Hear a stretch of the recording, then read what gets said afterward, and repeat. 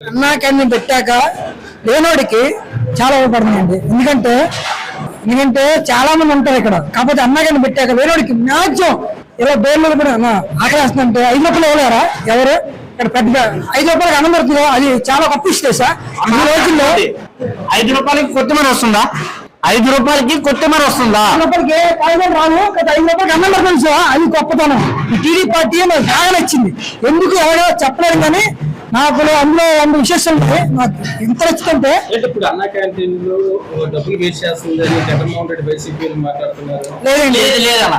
ఎందుకంటే వాళ్ళ పరిపాలన అన్నకన్నా మూసేశారు. మూసినప్పుడు అడుక్కునే వాళ్ళు, లేని వాళ్ళు, క్యాటరింగ్ పని చేసిన వాళ్ళు, మేము బయట ఒక పూట అన్నం తరపు బాధపడ్డాం మేము తెలుసా. ఇప్పుడు 5 రూపాయల ఫుడ్కి ఎంత ఆనందం పడుతుంది సార్. మేము ఆనందపడితే మా కళ్ళలో తెలుస్తుంది సార్.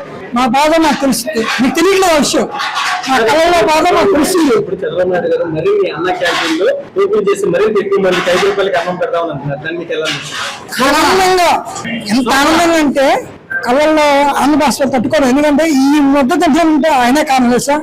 ఏదో ఒకటి ఈ కోటమి ప్రభుత్వం ఇలాగే నడవాలి, ఇంకో 10 సంవత్సరాలు నడవాలి. నేనేమనుకుంటున్నా అంటే ఈ కోటమి ప్రభుత్వం ఇంకో 10 సంవత్సరాలు నడవాలి.